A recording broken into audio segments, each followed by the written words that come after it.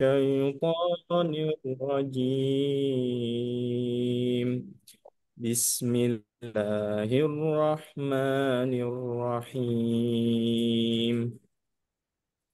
وما آتيتم من ربا ليربو في أموال الناس فلا يربو عند الله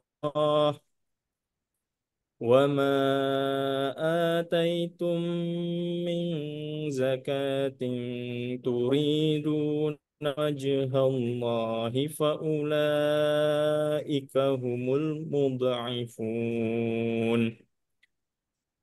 الله الذي خلقكم ثم رزقكم ثم يميتكم ثم يحييكم هل من شركائكم من يفعل من ذلكم من شيء سبحانه وتعالى عما يشركون ظهر الفساد في البر والبحر بما كسبت أيدي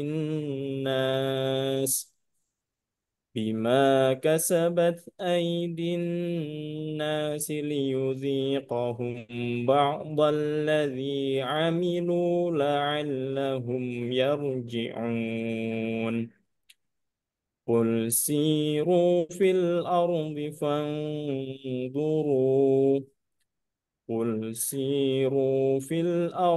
فانظروا كيف كان عاقبة الذين من قبل كان أكثرهم مشركين صدق الله العظيم السلام عليكم ورحمة الله وبركاته Waalaikumsalam warahmatullahi wabarakatuh.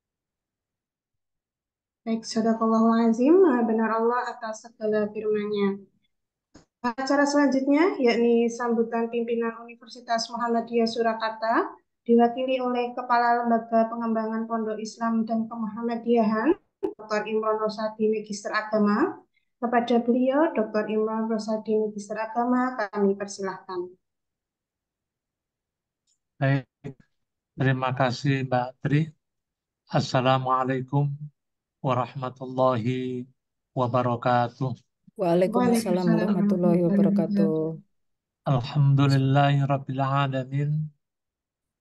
Anzala sakinata fi qulubil mu'minin. Alladhi khalaqal mauta wal hayata liyabluwakum ayyukum ahsanu amala. Alladhi arsala rasulahu bil huda wa dinil haq liyudhhirahu ala ad-dini kullih wa kafa billahi shahida. Asyhadu an la ilaha illallah wahdahu la syarika lah wa asyhadu anna Muhammadan abduhu wa rasuluh. Allahumma salli wa sallim wa barik ala Muhammad wa ala alihi wa ashabi ajma'in. Amma ba'd. Yang sama-sama kita hormati Bapak BPH dan pimpinan yang lain, yang sama-sama kita hormati pimpinan universitas, mulai dari Bapak Rektor sampai wakil-wakilnya, ada 5 wakil, yang sama-sama kita hormati narasumber kita, Ibu Dr. Flora Ramona Sigit Prakuswa, yang sama-sama kita hormati Bapak dan Ibu semuanya, peserta webinar pada pagi ini. Marilah kita bersyukur kepada Allah Subhanahu wa Ta'ala yang telah menganugerahkan nikmat-Nya kepada kita. Salah satu nikmat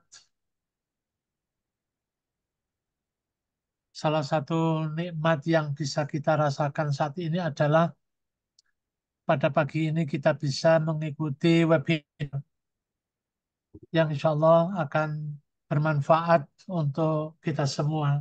Amin. Ya Rabbal Alamin. Salam salam semoga tercurahkan kepada Nabi kita Muhammad Sallallahu Alaihi Wasallam. Bapak Ibu rahimakumullah, saya diminta untuk menyampaikan sambutan sebentar saja, biar nanti lebih banyak kita mendengarkan dari narasumber agar kita bisa memperoleh banyak hal topik dengan topik yang akan kita webinarkan ini.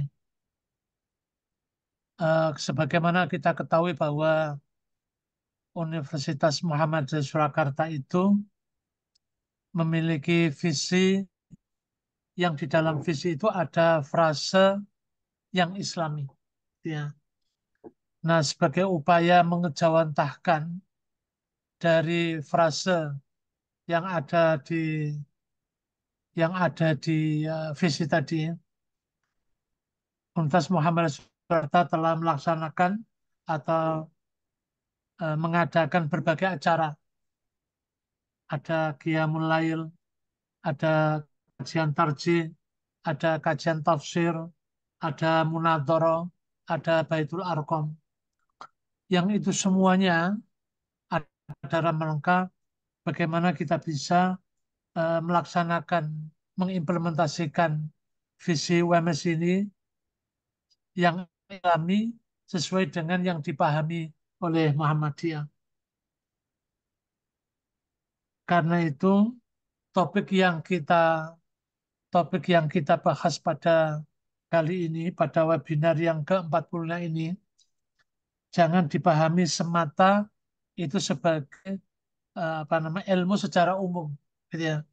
Tapi ini merupakan bagian dari upaya gerakan Islam, gerakan Islamisasi. Karena itu kita ucapkan terima kasih kepada Bu Flora yang nanti akan menyampaikan topik yang menurut saya sangat bagus sekali, yaitu tentang dampak perubahan iklim bagi kesehatan umat, termasuk kita semua ya sebagai umat ini. Sekali lagi ucapan banyak terima kasih, mudah-mudahan kita semua bisa menyimak dan bisa mengamalkan apa yang nanti akan disampaikan oleh Bu Flora. Saya kira itu saja sambutan saya. Terima kasih. Wassalamualaikum warahmatullahi wabarakatuh. Waalaikumsalam Waalaikumsalam warahmatullahi warahmatullahi wabarakatuh. wabarakatuh. Baik, terima kasih Dr. Imran Rosadi atas sambutan yang disampaikan. Bapak Ibu hadirin sekalian, memasuki acara inti, yakni kajian Al-Islam Kemudiahan oleh Dr. Flora Ramona Sigit Prakoso, Magister Kesehatan, spesialis dermatologi, venerologi, dan estetika, yang akan dimoderatori oleh Dr. Isman, Sarjana Hukum Islam, Magister Hukum. Kepada beliau, Dr. Isman, kami persilahkan. Baik. Bismillahirrahmanirrahim. Assalamualaikum warahmatullahi wabarakatuh. Waalaikumsalam warahmatullahi wabarakatuh, Pak Isman. Salam kenal. Alhamdulillah wassalatu wassalamu ala Rasulillah. Asyhadu an la ilaha illallah wa asyhadu anna Muhammadar Rasulullah. Allahumma shalli ala Muhammad wa ala alihi wa ashabihi ajma'in. Bapak Ibu, para pimpinan rektorat maupun BPH, rekan-rekan dosen, rekan-rekan teknik yang berbahagia. Alhamdulillah pada pagi hari ini insya Allah kita akan memasuki atau melaksanakan agenda webinar dengan topik yang sangat penting karena ini menyangkut keberlanjutan dan juga terkait dengan kesehatan. Insya Allah pada kesempatan pagi ini kita akan mendengarkan materi pertama kali dari dokter ya, Flora.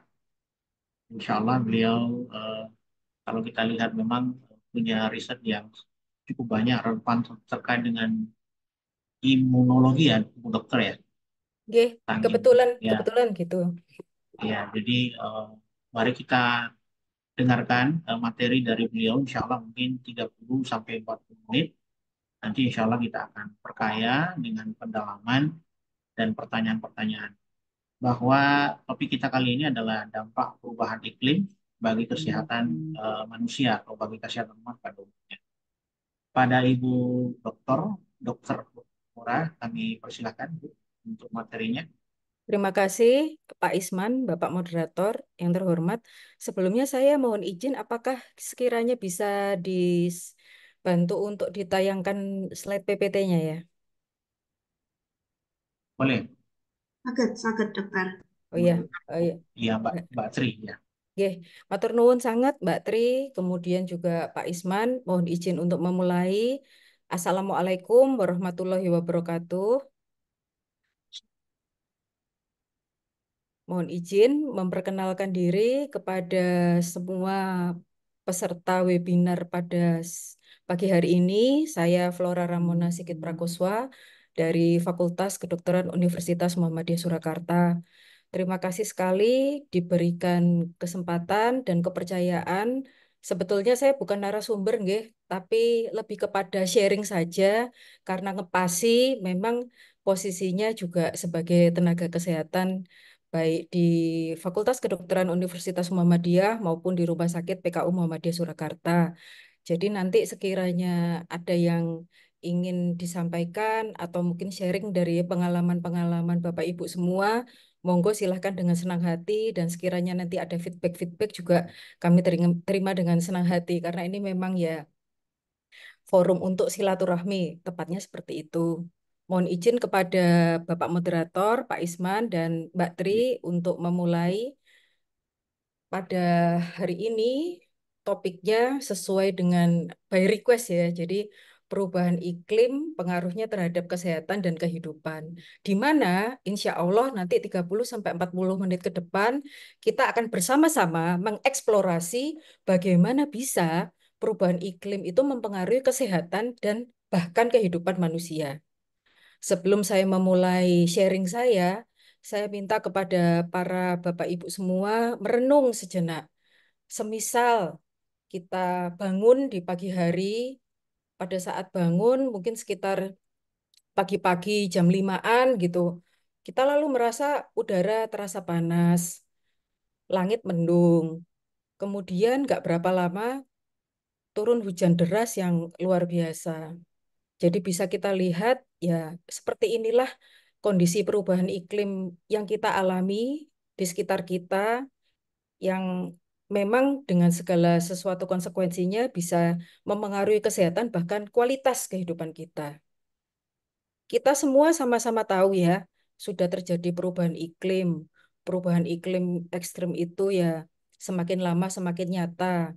Tapi yang sering terlupakan adalah dampaknya terhadap kita sebagai manusia, utamanya kesehatan pribadi kita. Maka dari itu ya saya memahami walaupun agak kaget waktu Mas Agung bilang, "Dok, temanya bagaimana perubahan iklim bisa mempengaruhi kesehatan." Oh ya sudah sekalian kualitas hidup. Mungkin ya sekedar sharing saja bahwa perubahan iklim itu bukan hanya sekedar soal cuaca ekstrim atau sekedar kenaikan permukaan air laut, tetapi bahwa ternyata perubahan iklim itu dapat mempengaruhi kesehatan kita, fisik, mental, bahkan kesejahteraan secara keseluruhan. Nah, sebagai contoh, sebetulnya banyak sekali penyakit-penyakit yang disebabkan oleh karena perubahan iklim, pergantian musim, dan lain sebagainya. Salah satunya itu mungkin sudah sering mendengar ya, psoriasis ya. Psoriasis, di mana psoriasis sendiri ternyata bisa mengakibatkan seorang penderita psoriasis itu menjadi bertambah parah. Jadi psoriasis itu adalah suatu kelainan kulit di mana pada umumnya manusia itu kan kulitnya ngelungsungi ya, mengalami rejuvenation, mengalami pengelupasan kulit itu 14 sampai 28 hari. Nah, orang psoriasis ini pengelupasan kulitnya itu 3 hari sekali, kurang lebih seperti itu. Oke, kurang lebih 3 hari sekali dan penderita psoriasis ini nggak bisa sembuh sempurna, tapi bisa remisi lebih lama.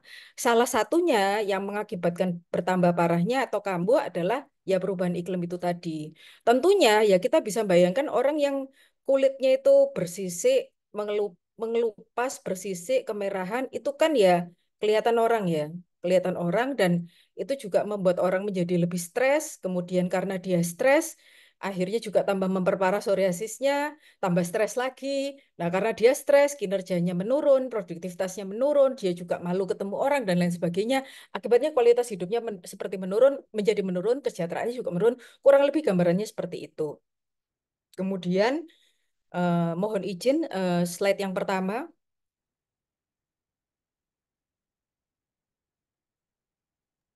Sudah, dokter, nggak bisa di. Nggak apa-apa.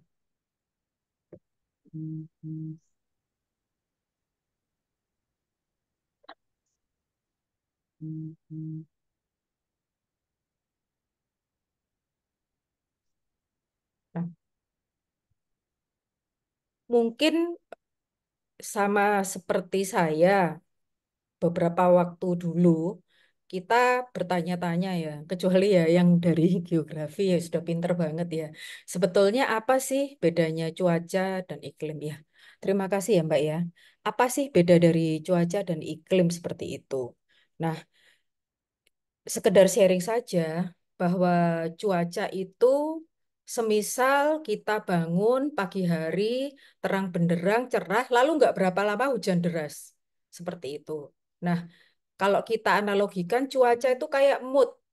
Jadi cuaca itu seperti mood kita bisa saja mengalami swing mood. Jadi bisa berubah-berubah, bisa nggak terduga. Mudahnya cuaca itu adalah kondisi atmosfer saat ini. Cuaca itu artinya hari hujan, hari cerah, berangin, atau mendung. Dan gampangnya cuaca itu adalah fenomena jangka pendek. Pagi cerah, siang berangin, sore hujan, seperti itu, dan lain sebagainya. Bisa dengan mudahnya berubah dari menit ke menit, karena yaitu tadi fenomena jangka pendek. Nah, kemudian apa sih yang dimaksud dengan iklim? Iklim itu mudahnya adalah pola cuaca yang kita lihat dalam jangka panjang, setidaknya dalam waktu 30 tahun. Kalau tadi di awal saya menganalogikan cuaca dengan mood, maka iklim itu analoginya adalah kepribadian kita. Jadi kalau cuaca itu mood, iklim itu kepribadian kita. Iklim itu jangka panjang. Kalau cuaca itu jangka pendek, iklim itu memberi kita gambaran tentang pola cuaca dalam jangka waktu tertentu, minimal 30 tahun di suatu wilayah. Contohnya, sejak SD mungkin ya kita sudah sama-sama belajar, Indonesia adalah negara yang iklimnya tropis. Iklimnya tropis, panas, dan lembab. Dan iklim dibandingkan dengan cuaca adalah sesuatu yang lebih stabil dan bisa diprediksi dalam jangka waktu yang lama. Menurut European Space Agency atau ESA, perbedaan utama antara cuaca dan iklim adalah soal waktu. Seperti itu. Nah, pentingnya apa? Kok belajar tentang cuaca, belajar tentang iklim? Karena iklim, tadi sudah dikatakan adalah pola cuaca jangka panjang. Perubahan iklim itu bukan soal hari ini atau besok saja, tetapi perubahan iklim adalah suatu perubahan jangka panjang pola cuaca yang dapat mempengaruhi kehidupan kita, termasuk aspek kesehatan, dan secara jangka panjang juga nantinya akan mempengaruhi kualitas hidup kita serta masa depan kita. Next slide, boleh? Nah, tadi kita sudah sama-sama mempelajari atau mungkin saya cuma reminding aja ya bedanya cuaca sama iklim. Nah, terus yang sesuai topik yang tadi di request sama Mas Agung, nah terus perubahan iklim itu apa? Perubahan iklim itu adalah suatu perubahan yang signifikan dan jangka panjang dalam pola cuaca rata-rata suatu wilayah. Nah, kalau kita lihat pola cuaca yang berubah secara drastis dan menyebabkan suhu global di dunia itu meningkat dan membuat bumi yang sudah panas menjadi semakin panas, itu ternyata mostly justru disebabkan oleh aktivitas kitanya sendiri, aktivitas manusianya sendiri. Mungkin kita sudah dari sekian tahun yang lalu ya, bahkan puluhan tahun yang lalu sudah mengenal apa yang disebut dengan efek rumah kaca. Jadi sejenak kita membayangkan bumi itu seperti rumah kaca raksasa di mana sinar matahari masuk memanaskan permukaan bumi, dan sebagian panas tersebut dipantulkan kembali keluar angkasa. Namun, ada gas-gas tertentu di atmosfer kita, seperti karbon dioksida, metana, ozon, nitrogen, dan juga gas lain yang bertindak sebagai kaca dalam rumah kaca itu, di mana gas-gas tertentu yang tadi sudah saya sebutkan seperti karbon dioksida, metana, ozon, nitrogen, dan lain sebagainya itu menjebak sebagian panas yang dipantulkan tadi sehingga menjaga bumi menjadi tetap hangat. Naturally, ini sebetulnya adalah suatu proses yang alami dan penting untuk kehidupan di bumi. Kenapa demikian? Tanpa kaca dari rumah kaca itu, bumi akan menjadi sangat dingin dan hal tersebut tentu tidak nyaman bagi kita sebagai penghuninya. Namun masalahnya adalah aktivitas-aktivitas yang berlebihan. Segala sesuatu yang berlebihan kecuali pahala dan amal ibadah itu tidak baik, dan itu tentunya berlaku universal. Jadi akibat aktivitas manusia yang berlebihan seperti pembakaran bahan bakar fosil, industri, deforestasi, dan lain sebagainya itu menyebabkan jumlah gas-gas rumah kaca di atmosfer semakin meningkat. Sehingga seperti judul film zaman dahulu ya, bumi makin panas, lebih panas bahkan dari yang seharusnya. Akibatnya apa? Kita mulai melihat perubahan iklim yang ekstrim sejak bertahun-tahun terakhir, yang lalu bahkan ya, es di kutub mencair lebih cepat, gelombang panas lebih sering terjadi, dan pola cuaca juga menjadi kacau. Semua itu tentunya berdampak besar pada lingkungan, kesehatan, dan juga kesejahteraan kita. Boleh next slide, Mbak Tri? Nah, terima kasih Mbak Tri. Kita bisa lihat di sini ada tabel kiri sama tabel kanan. Ada dua jenis dampak, dampak langsung dan tidak langsung dari perubahan iklim terhadap kesehatan kita. Mari kita bersama-sama memulai dari dampak langsung. Dampak langsung adalah efek yang langsung kita rasakan akibat perubahan iklim. Salah satu contohnya, misalnya peningkatan suhu global yang tadi barusan saya jelaskan di slide sebelumnya, akan menyebabkan gelombang panas yang ekstrem. Kemudian bencana alam yang akan lebih sering seperti banjir, kekeringan, badai juga dapat mengancam keberlangsungan keselamatan dan kehidupan kita. Itu adalah contoh-contoh langsung. Jadi perubahan iklim menyebabkan seperti itu, menyebabkan kerugian dan lain sebagainya. Nah, dampak nggak langsungnya itu apa? Sebetulnya ini kan terjadi secara lebih smooth ya, secara lebih halus, tapi nggak kalah berbahayanya. Salah satu contohnya itu adalah penyebaran penyakit. Jadi perubahan iklim itu akibatnya memperluas wilayah penyebaran, contohnya nyamuk. Di mana kita sama-sama tahu bahwa yang namanya nyamuk itu adalah pembawa atau vektor dari berbagai penyakit, seperti contohnya malaria, demam berdarah, dan lain sebagainya. Suhu yang lebih panas, adanya perubahan pola hujan, menciptakan lingkungan yang lebih suportif bagi nyamuk-nyamuk itu untuk berkembang dengan segala konsekuensinya.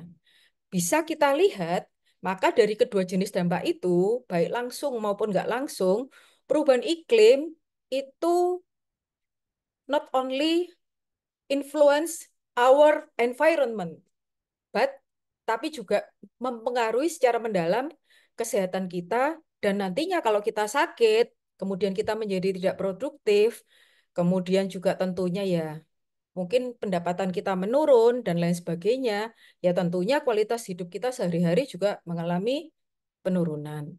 Seperti itu. Kemudian boleh dibantu next slide, Mbak Tri.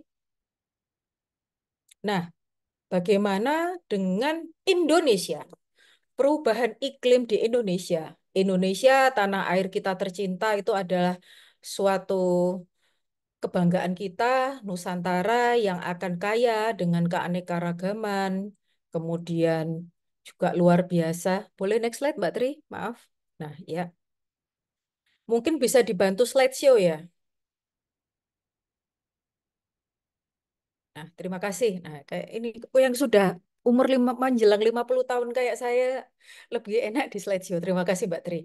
Jadi bisa kita lihat di sini bahwa selain di Nusantara ini kaya akan keanekaragaman, namun juga sangat fragile atau rentan terhadap ancaman perubahan iklim. Menurut jurnal Nature Sustainability pada tahun 2023 yang ditulis oleh Timothy M. Lenton dan tim, perubahan iklim itu secara signifikan meningkatkan beban hidup manusia di seluruh dunia, termasuk di Indonesia. Sebagai contoh, suhu maksimum yang tercatat di wilayah Jabodetabek itu sekitar 35 hingga 37,5 derajat Celcius. Sedangkan data pada tahun 2023 di Tangerang Selatan itu suhunya bahkan mencapai 37,5 derajat Celcius. Bayangkan, suhu bumi yang terus meningkat ini nggak cuma membuat hari-hari kita yang sudah panas menjadi semakin lama semakin panas, tetapi membawa dampak langsung dalam kehidupan sehari-hari. Contohnya, petani-petani akan semakin kesulitan menghadapi musim yang tidak menentu. Para nelayan dihadapkan pada perubahan ekosistem laut, dan kita semua juga semakin merasakan cuaca yang semakin ekstrim. Selanjutnya, laporan terbaru dari IPCC dalam laporan analisis ke-6 pada tahun 2023 memperingatkan bahwa Indonesia sebagai suatu negara kepulauan ternyata berada di posisi yang sangat rawan. Kenapa demikian? Kenaikan permukaan laut adalah ancaman nyata bagi negara kepulauan Indonesia. Pulau-pulau kecil di Indonesia yang dulu kita kenal dapat terancam untuk tenggelam. Serta yang tidak kalah pentingnya, kita kan juga sama-sama mengetahui bahwa di Indonesia ada jutaan warga yang tinggal di daerah pesisir, di mana akibat perubahan iklim yang ekstrem ini akan mengalami risiko kehilangan rumah, kehilangan tanah, bahkan seluruh komunitas mereka serta hidup mereka. Boleh dibantu next slide? Sudah dokter, kalau di slideshow agak nggak bisa di Oh, di oh slide. nggih. Saya manut aja. Saya nurut.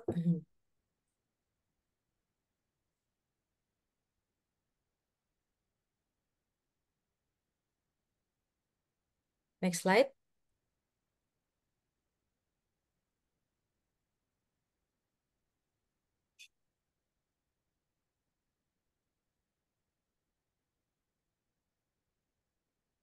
Terima kasih, Mbak Tri.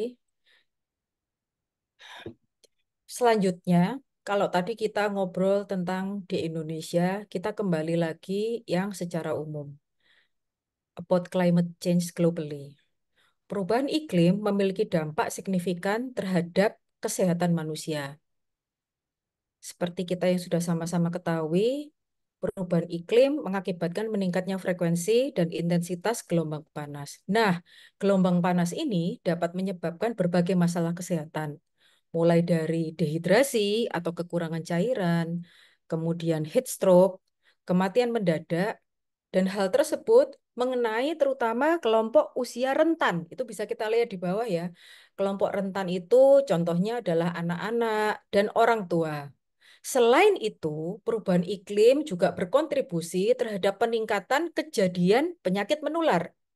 Tadi sudah sempat disinggung di slide sebelumnya bahwa perubahan suhu, perubahan pola curah hujan itu bisa memperluas jangkauan habitat bagi vektor penyakit, contohnya adalah nyamuk. Sehingga, oh ya terima kasih Prof. Kus dan terima kasih Mbak Finami. Sehingga tentu kita sama-sama tahu di beberapa daerah hal ini mengakibatkan penyebaran penyakit yang semakin meluas dan tentunya pada akhirnya akan mempengaruhi kualitas kesehatan di daerah tersebut. Pada awalnya mungkin jarang, kemudian tambah lama tambah banyak, terus kemudian ya bahkan menjadi pandemi, bahkan endemi dan lain sebagainya. Itu adalah konsekuensinya. Kita juga perlu memperhatikan dampak perubahan iklim terhadap kualitas udara, Bapak Ibu sekalian. Peningkatan suhu dan polusi itu dapat memperburuk kondisi-kondisi gangguan pernafasan seperti contohnya asma, penyakit paru obstruktif kronis atau PPOK ya, kita sudah ngetopnya disebut PPOK. Nah, kualitas udara yang buruk itu dapat meningkatkan risiko gangguan kesehatan jangka panjang dan memperburuk kondisi yang sudah ada bagi orang yang memang sudah mengidap asma dan PPOK itu. Kemudian, selain daripada saluran pernafasan, polusi udara, krisis air dan pangan yang akibat dari perubahan iklim yang kita alami juga menjadi masalah. Kenapa demikian? Ketidakstabilan pasokan air dan perubahan dalam produksi pangan nantinya akan menyebabkan malnutrisi, kekurangan gizi, yang tentunya akan mempengaruhi kesehatan dan endingnya adalah ujungnya ya kesejahteraan kita juga menjadi terganggu, kualitas hidup kita. Next slide, Mbak Tri. Nah, ini adalah panas yang ekstrem. Panas yang ekstrem. Kita semua tahu bahwa bumi yang sudah panas, makin lama makin panas. Akibatnya apa toh? Ya, tentunya ada berbagai hal, mulai dari yang tanda kutip paling ringan hingga yang paling ekstrim atau yang paling berat. Berbagai hal yang disebabkan oleh karena bumi yang semakin lama semakin panas. Satu, kita bisa mengalami head cramps. Jadi maksudnya di sini adalah kram otot. Nah, kram otot itu terjadi akibat ketidakseimbangan elektrolit dan dehidrasi selama aktivitas fisik yang intens di lingkungan yang panas. Jadi ya namanya orang kan ada toh yang senang sekali olahraga seperti lari, workout, jalan sehat, dan lain sebagainya. Nah, karena kondisi yang ekstrim ini, panasnya luar biasa, ya akhirnya ya itu juga bisa memicu terjadinya kram otot. Itu yang tanda kutip ringannya loh, ya, tanda kutip. Nah, kemudian yang kedua, head exhaustion. Head exhaustion itu exhausted ya. Exhausted itu artinya lelah. Lelah karena kepanasan. Jadi jangan pernah meremehkan sinar matahari, jangan pernah meremehkan panas. Kenapa demikian? Karena sinar matahari dan panas itu juga dapat berdampak bagi kesehatan, gitu. Tidak hanya memberi manfaat, tetapi seperti dua sisi mata uang, kalau berlebihan juga bisa memberikan kerugian. Nah, exhausted akibat panas itu ditandai dengan gejala keringat yang berlebihan. Jadi kalau misalnya ada orang seperti itu ya, gejala keringatnya berlebihan, lemah, pusing, mual, hipotensi, tekanan darah turun. Nah, itu jangan kamu tuh loh kok nggak kuat sih. Jadi orang Indonesia itu harus kuat, kuat, harus kuat, nggak boleh seperti itu. Kenapa demikian ya? Satu, tiap orang tuh beda-beda. Kedua, sebetulnya itu adalah warning atau sign bahwa tubuh gagal menjaga kestabilan suhunya. Bukan orangnya, belum tentu orangnya itu manja, lemah, dan lain sebagainya. Jadi biasakan ya kita ini positive thinking gitu loh. Jadi orang itu harus kuat ya. Ya, tapi kalau memang namanya tubuh gagal menjaga keseimbangan suhu lah ya mau bagaimana lagi seperti itu. Jadi kita memang harus positive thinking dan tentunya objektif. Nah, ini yang paling ekstrim ya, heat stroke. Kalau kita misalnya ibadah umroh, haji, nggak usah jauh-jauh lah. Waktu kemarin Muktamar itu kan siang-siang outdoor terbuka. Kalau saya nggak salah ingat itu beberapa tim bantuan medis juga cerita sempat ada yang exhausted, ada yang kram, bahkan ada sedikit sih, nggak banyak yang heat stroke, tapi bisa terkendali dan terselamatkan. Heat stroke itu sebetulnya adalah kondisi medis yang paling kritis akibat kita kepanasan. Makanya itu jangan kita ngeremehkan kepanasan ya. Matahari panas. Kenapa demikian? Jika suhu tubuh kita akhirnya gagal menjaga keseimbangan, jadi ada gangguan pada termoregulasinya, suhunya lebih dari 40 derajat Celcius, nggak kuat ini menahan panas, akan terjadi kerusakan sistem saraf pusat dan justru apabila tidak ditangani dengan cepat dan tepat, menimbulkan sesuatu yang fatal. Seperti itu. Itulah sebabnya kalau kita ada acara-acara, nomor satu yang paling penting itu adalah tim bantuan medis, alatnya gimana, tenaganya gimana, dan apa yang dibawa dan aksesnya ke fasilitas kesehatan yang lebih maju lagi bagaimana itu harus dipikir mungkin dari pertama ya. Kemudian kalau kita lihat jadi kan memang macam-macam ya, namun itu tentunya kalau kita sudah sama-sama paham hal tersebut bisa diantisipasi. Boleh dibantu next slide, Mbak Tri?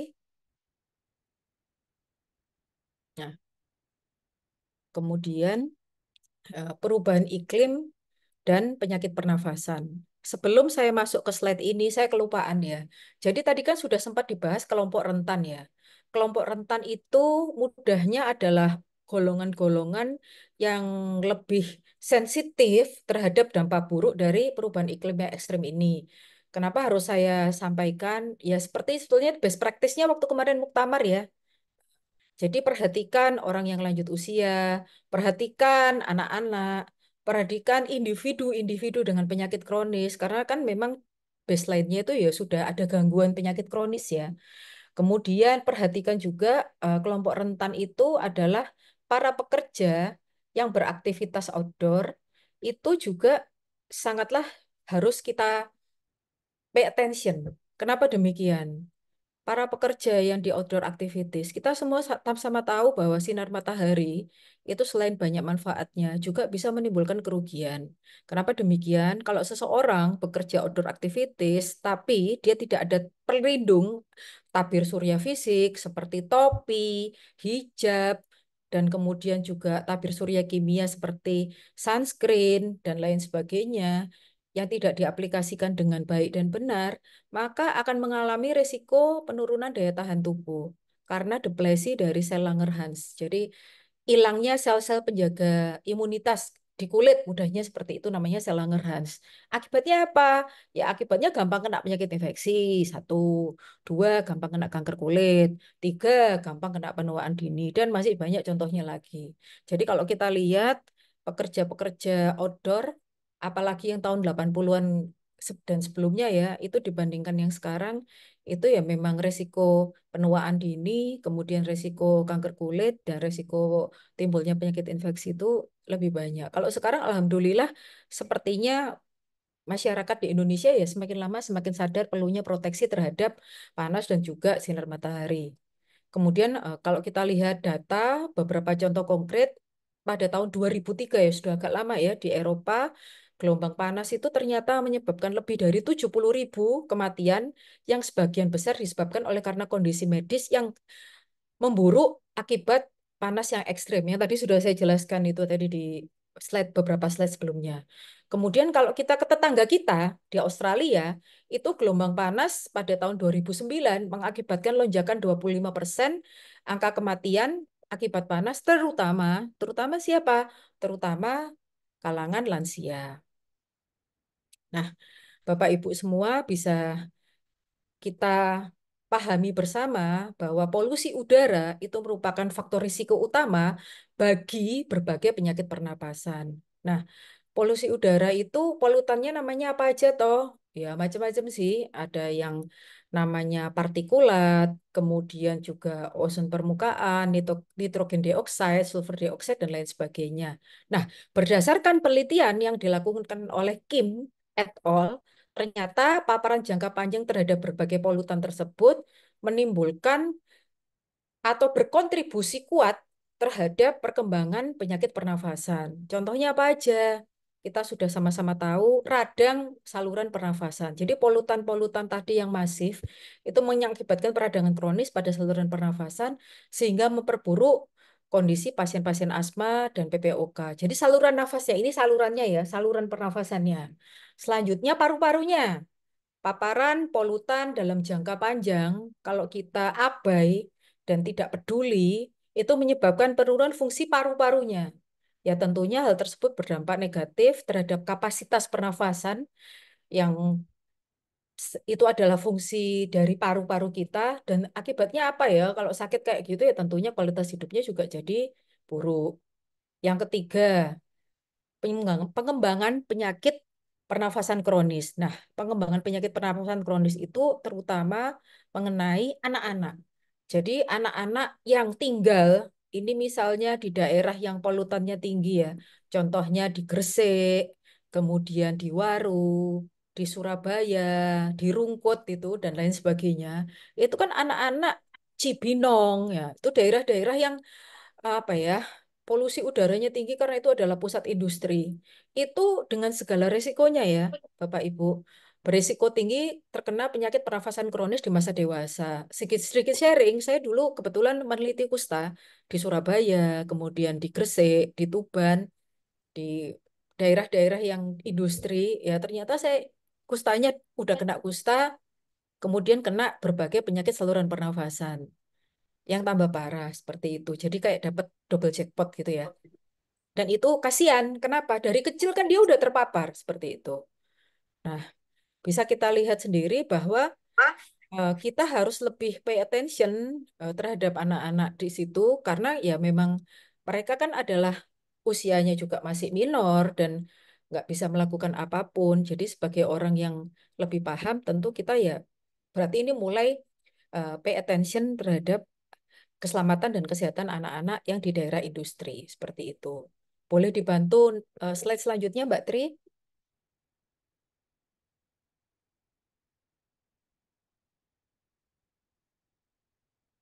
Nah, terima kasih ya Mbak Tri. Nah, bagaimana sih eh, di Indonesia itu sendiri? Kita kan pasti kalau ngobrol tuh ya, ngobrol global terus Indonesia gimana? Ngobrol global terus Indonesia gimana? Nah, salah satu indikator utama dari baik tidaknya kualitas udara itu dinamakan dengan Air Quality Index. Air Quality Index ini mengukur seberapa bersih atau tercemarnya udara di suatu lokasi serta bagaimana dampaknya terhadap kesehatan manusia. Skala dari Air Quality Index ini kisarannya tuh 0 sampai 500. Di mana semakin tinggi angkanya, jadi kalau angkanya mendekati 500 gitu ya, artinya kualitas udaranya tambah buruk. Dan konsekuensinya adalah risiko kesehatan yang ditimbulkan juga tambah besar. Nah, secara umum, Air Quality Index itu dibagi menjadi beberapa kategori. Misalnya Air Quality Index 0 sampai 50 itu baik, nggak menimbulkan risiko kesehatan. 51 sampai 100 itu moderate. Kemudian bisa jadi menimbulkan risiko ringan bagi kelompok sensitif. Namun, air quality index di atas 100 itu kita harus sudah mulai lampu kuning ya Bapak Ibu. Kayak lagunya Bernadia tuh, lampu kuning ya. Karena kenapa demikian? Kalau air quality indexnya di atas 100, itu kategorinya tidak sehat bagi populasi umum. Dan akan terus meningkat risikonya kalau kita abai. Bahkan bisa mencapai level berbahaya di atas 300. Nah, ini cuma misalnya. Nah, terus pertanyaannya, di Indonesia gimana? Nah, di Indonesia, gimana dengan di Indonesia? Rata-rata Air Quality Index di seluruh wilayah Indonesia itu skornya 105. 105 artinya ya tidak sehat. Untuk siapa? Utamanya untuk golongan rentan dan sensitif seperti yang tadi sudah saya sampaikan di sebelumnya ya. Jadi pada orang tua, kemudian ibu hamil. Jadi yang mengalami perubahan imunitas ya, anak-anak. Jadi yang imunitasnya belum sempurna. Kalau orang hamil itu kan imunoalterasi ya, perubahan imunitas. Orang tua itu yang imunitasnya sudah menurun, orang dengan penyakit kronis. Nah, itu adalah golongan-golongan yang eh, kita harus lebih waspadai dan kita harus take care, pay attention karena ya di Indonesia rata-ratanya segitu gitu.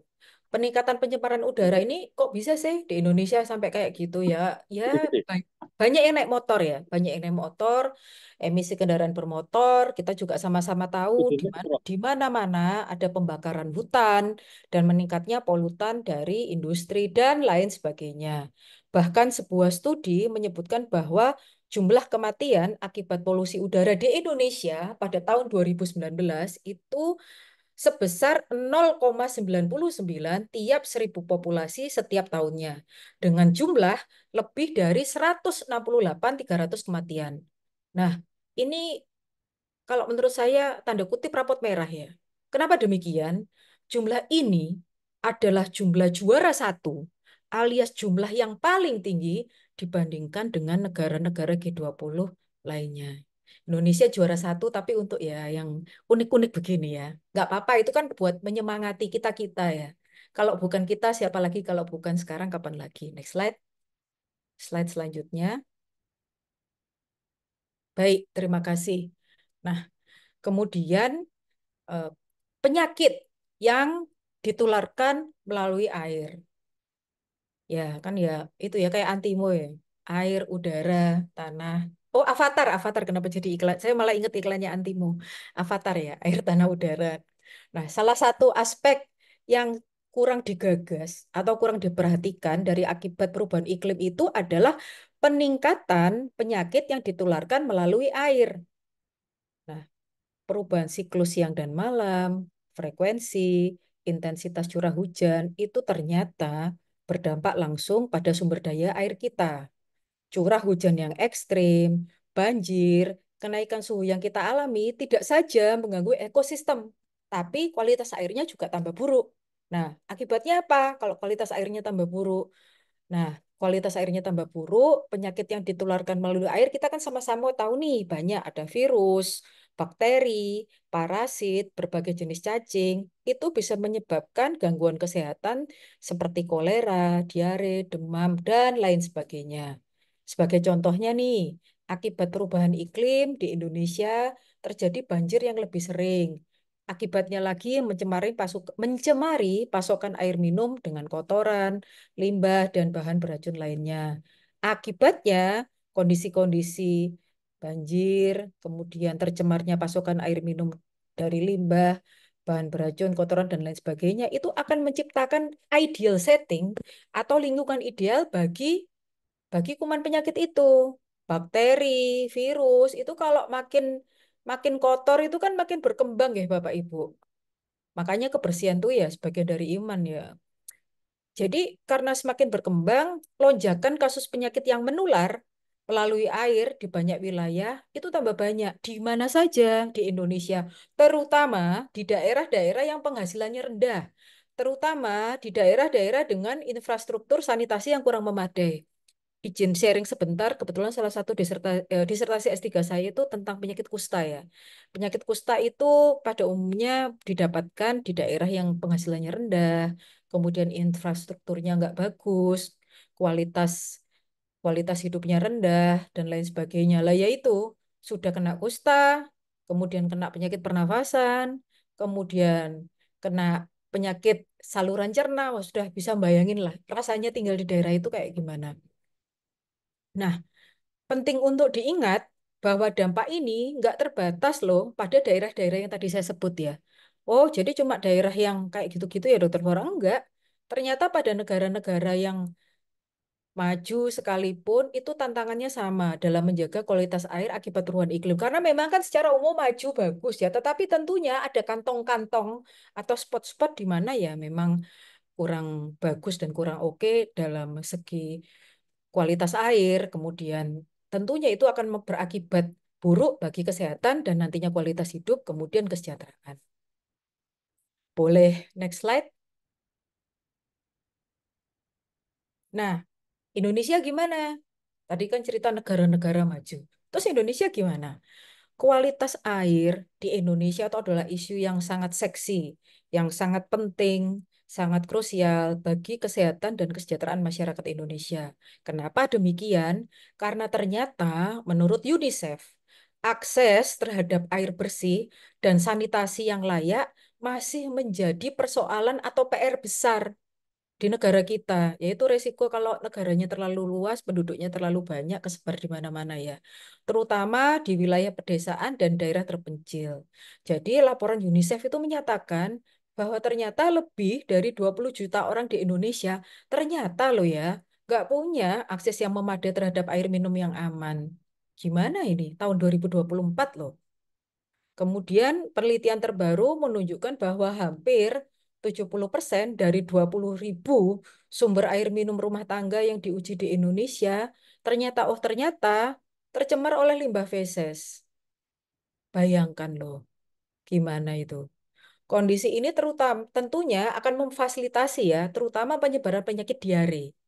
Nah, penyakit diare di daerah yang out of reach ya, seperti itu, bisa jadi akan menjadi penyebab utama kematian anak-anak, terutama yang di bawah usia 5 tahun. Kenapa demikian? Karena itu kan kelompok rentan ya, imunitasnya masih belum terbentuk sempurna. Ini adalah suatu realita. Ini adalah suatu kenyataan yang sangat mengkhawatirkan dan membutuhkan perhatian segera bagi kita semua, Bapak Ibu sekalian. Permasalahan kualitas air ini, ya kita sama-sama tahu ya, memang itu kan kompleks, multifaktorial.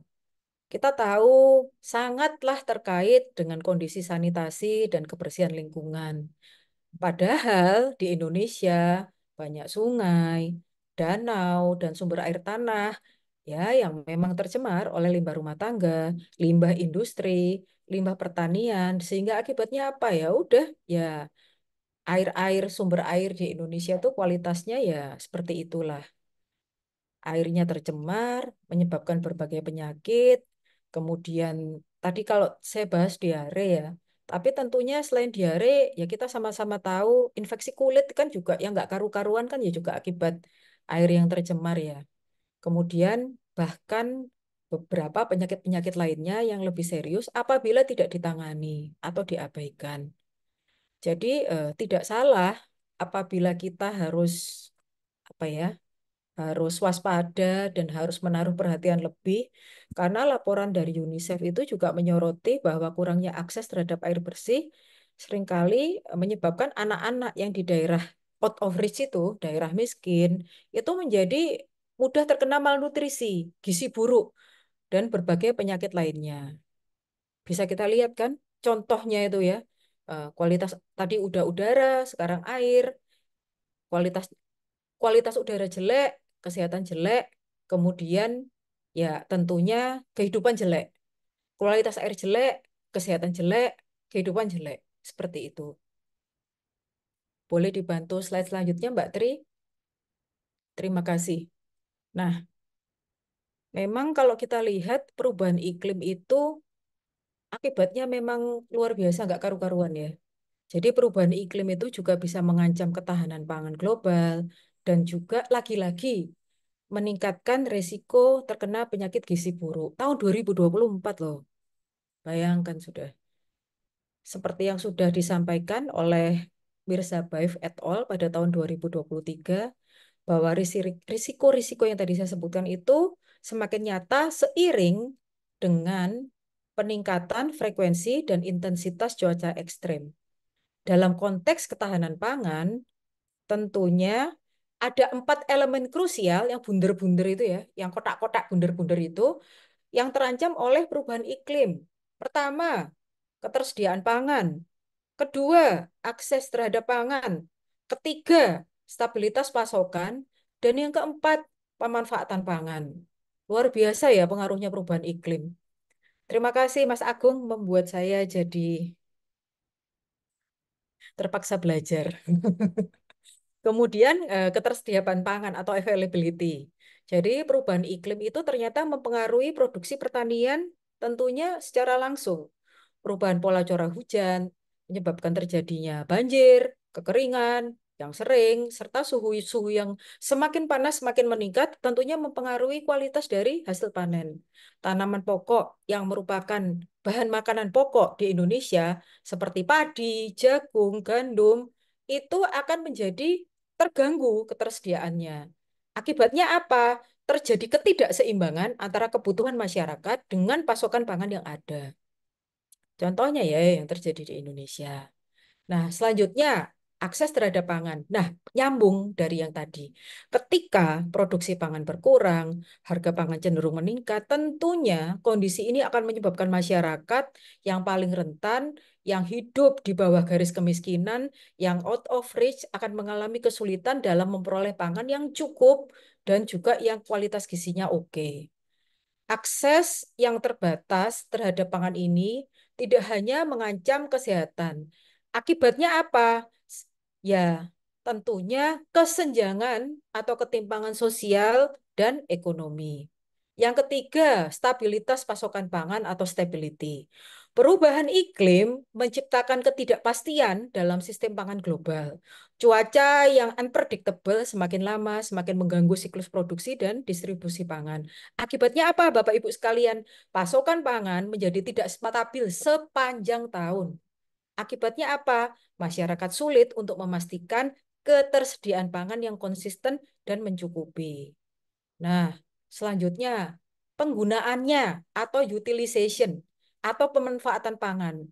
Ini merujuk pada bagaimana pangan itu dikonsumsi dan diolah untuk memenuhi kebutuhan gizi masyarakat.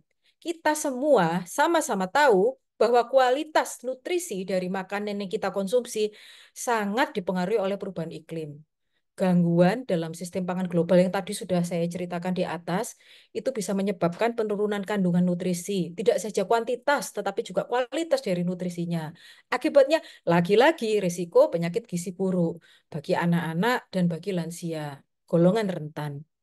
Nah, risiko malnutrisi ini jangan kita remehkan, jangan kita sepelekan, Bapak Ibu sekalian.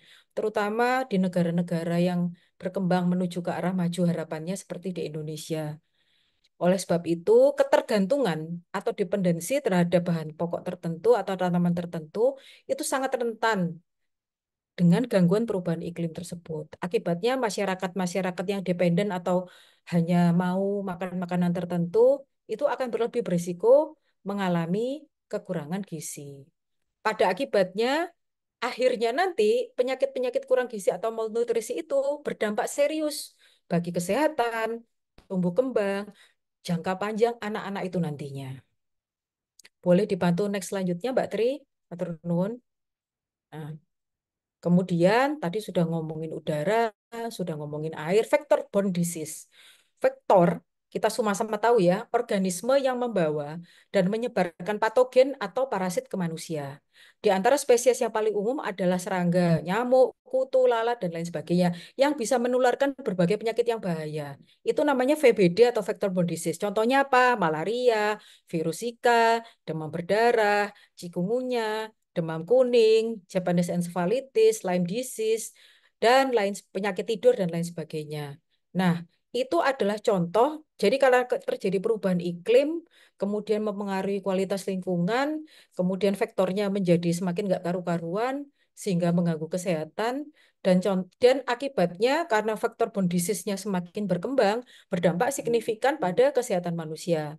Setiap tahunnya, vektor borne disease ini menyebabkan lebih dari 700.000 kematian di seluruh dunia.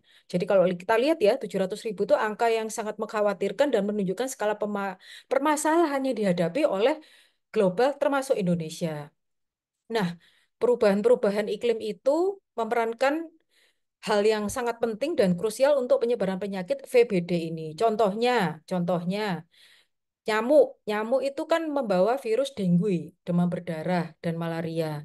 Berkembang biak di wilayah yang sebelumnya dianggap terlalu dingin untuk mereka. Nah, karena ada perubahan iklim, tambah panas, tambah lembab, ya mereka tambah kerasan, tambah banyak, tambah beranak pinak, tambah banyak jumlah penyakitnya, tambah banyak pasiennya. Seperti itu.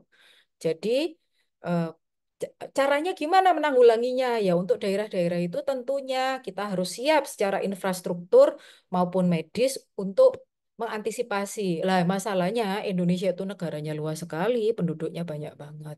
Siap siapnya itu ya nggak merata gitu. Selain itu, perubahan pola curah hujan yang semakin ekstrem itu juga menjadi kondisi yang ideal bagi vektor-vektor untuk berkembang. Banjir itu meninggalkan genangan air. Genangan air itu siapa? Jadi tempat berkembang biaknya nyamuk. Karena perubahan iklim yang ekstrim banjir. Banjir menjadi tempat genangan air yang menjadi apa ya? Menjadi zona nyaman bagi nyamuk-nyamuk sehingga resiko penyebaran demam berdarah, malaria ya meningkat secara signifikan. Seperti itu. Boleh next slide, Mbak? Nah, ini yang paling penting. Mentally illness, mental health. Perubahan iklim itu nggak cuma memberikan dampak pada kesehatan fisik manusia, tetapi juga pada kesehatan mental. Kenapa demikian? Perubahan iklim itu bisa memperburuk kondisi psikologis masyarakat, terutama di wilayah yang terkena bencana alam dan cuaca ekstrim. Karena perubahan iklim nggak karu-karuan luar biasa kan sering terjadi bencana alam dan cuaca ekstrim.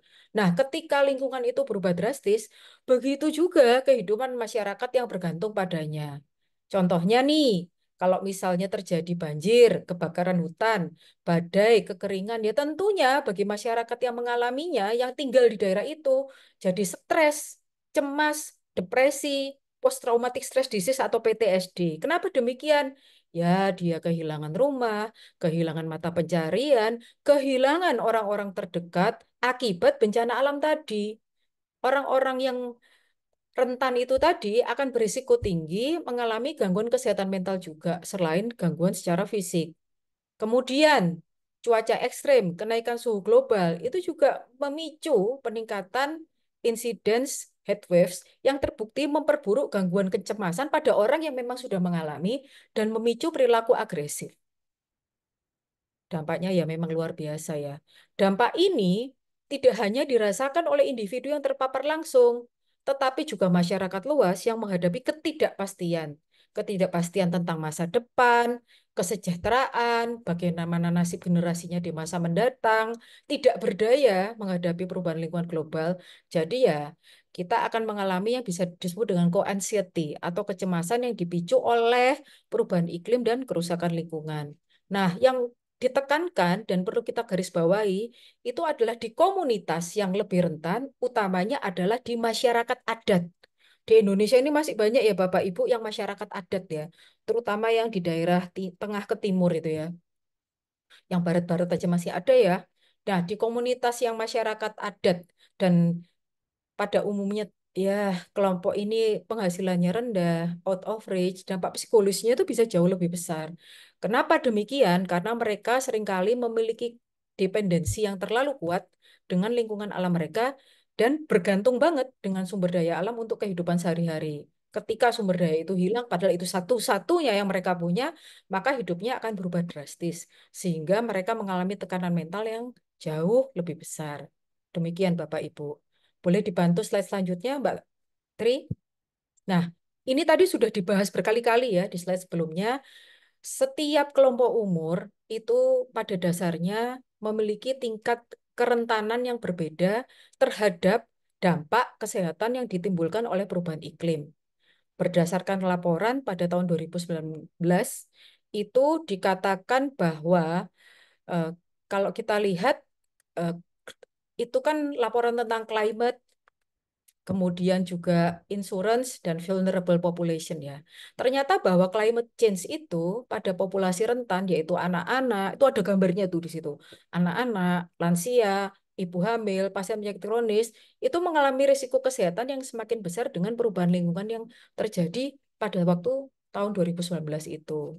Kenapa demikian? Ya, insya Allah semua sudah sama-sama tahu ini cuma refreshing aja ya. Satu, anak-anak itu kan sangat rentan. Kita sama-sama tahu bahwa sistem imunitasnya belum terbentuk sempurna, masih berkembang. Akibatnya ya lebih berisiko terkena penyakit akibat peningkatan suhu global, polusi udara, penyebaran penyakit yang ditularkan oleh vektor, dan lain sebagainya.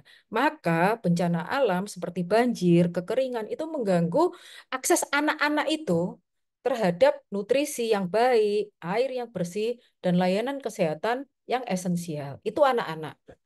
Nah, lansia. Lansia kenapa? Oh, kok masuk dalam golongan rentan. Lansia itu juga sangat terpengaruh loh pada perubahan iklim karena sistem kekebalan tubuh mereka kan menurun nih, melemah. Dan selain itu double jackpot, biasanya kalau lansia itu ada prevalensi penyakit kronisnya yang juga meningkat. Jadi kayak ya udah dari usia, kemudian dari penyakit kronisnya. Akibatnya apa? Ya mereka semua menjadi golongan yang super rentan terhadap berbagai perubahan iklim. Yang ketiga, ya namanya juga lansia. Lansia itu kan biasanya sakit lutut, kemudian sakit pinggang, dan lain sebagainya. Kaku-kaku, ototnya, dan lain sebagainya. Mobilitasnya kan jadinya ya terbatas, stroke, dan lain sebagainya ya. Jadi mobilitas yang terbatas, usia tua, ada penyakit kronis, menghalangi akses mereka terhadap bantuan medis dalam situasi darurat. Ini triple jackpot. Jadi kita bayangkan betapa rentannya lansia. Udah tua, kena penyakit kronis, mobilitasnya terhambat. Makanya yaitu lampu kuning ya buat yang seumur-umur saya mungkin ya yang menjelang 50 tahun. Bagi yang masih muda-muda ini adik-adik usia 20, 30 ya, 40 ya. Maka jaga pola hidup sehat dan jaga lingkunganmu seperti itu. Kemudian ibu hamil. Ibu hamil itu mengalami imunoalterasi. Maksudnya apa nih, Dok? Risiko kesehatan yang meningkat karena ada perubahan imunitas. Akibatnya karena kondisi kesehatan ibu dan janin kan itu sak paket ya. Ya terjadi risiko kelahiran prematur, berat badan lahir rendah, peningkatan penyakit infeksi akibat kualitas air dan udara yang memburuk. Makanya ada yang bilang kan Itu kayak maternity itu kayak refrigerator ya, kayak kayak kulkas gitu loh. Jadi harus dijaga kebersihannya, harus dijaga kehangatannya, harus dijaga suasana mentalnya seperti itu. Soalnya itu kan ada orang dua yang di dalam situ.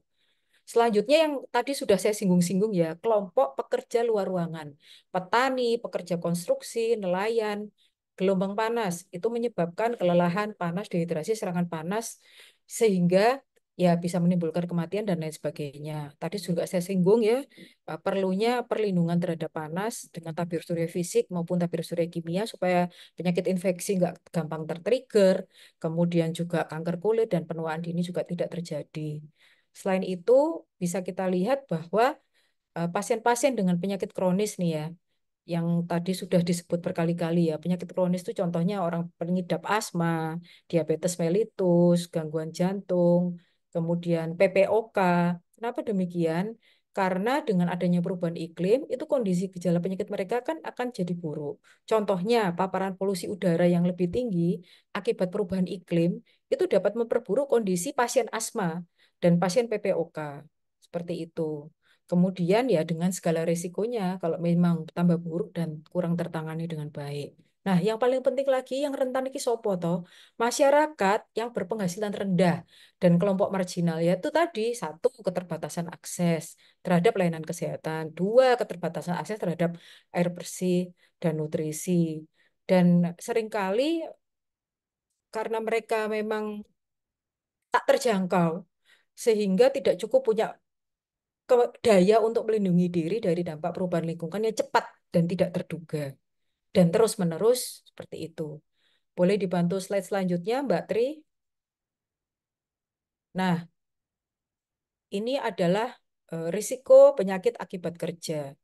Jadi ternyata perubahan iklim itu juga berpengaruh terhadap para pekerja. Menurut laporan Intergovernmental Panel on Climate Change pada tahun 2022, perubahan iklim itu meningkatkan risiko kesehatan bagi para pekerja-pekerja di sektor pertanian, konstruksi, perikanan, dan transportasi. Seperti itu. Jadi kalau kita lihat polusi udara yang semakin hari semakin parah itu sangat serius Bapak Ibu semuanya. Kenapa demikian? Karena para pekerja-pekerja itu kadangkala tidak apa ya, tidak dibekali dengan proteksi yang optimal maksimal dari tempatnya bekerja seperti itu. Kemudian itu untuk yang pekerja ya, bagaimana dengan buruh tani seperti itu, yaitu tadi buruh tani bekerja di sektor pertanian atau orang yang bekerja di sektor kehutanan yang masyarakat-masyarakat masih ya belum terlalu maju. Nah, itu semua sangat rentan terhadap VBD tadi.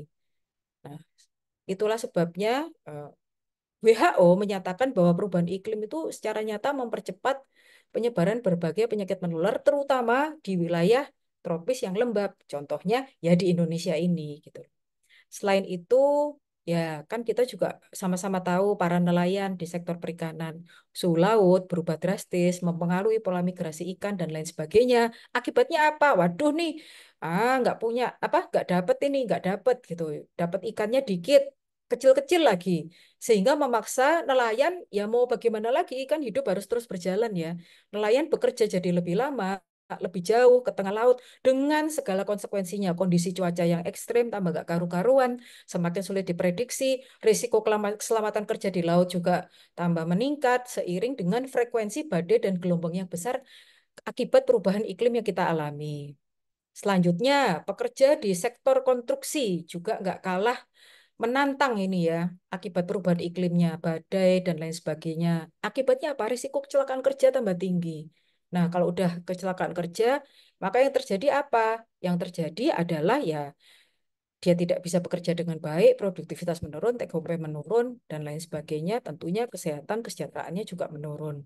Selain itu, para pekerja-pekerja yang tadi saya sebutkan ya, di konstruksi, di pertambangan, di nelayan, dan lain sebagainya, itu adalah pekerja-pekerja yang bekerja di suhu yang ekstrim. Jadi sudah dia menimbulkan tekanan fisik, mentalnya juga jadi terpressure. Sehingga kesehatan fisik dan mental para pekerja-pekerja itu juga harus kita perhatikan, Bapak Ibu semuanya. Next slide. Jadi jangan pernah hanya berpikir untuk satu golongan saja atau sedikit golongan. Sudah siogianya sebagai warga negara yang baik, helikopter view kita harus ditinggikan. Seperti itu. Boleh dibantu next slide?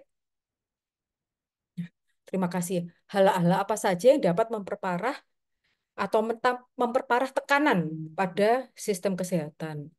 Kita semua sama-sama tahu bahwa tekanan pada sistem kesehatan kita di Indonesia itu diperparah oleh peningkatan permintaan layanan kesehatan yang luar biasa yang dipicu oleh perubahan iklim.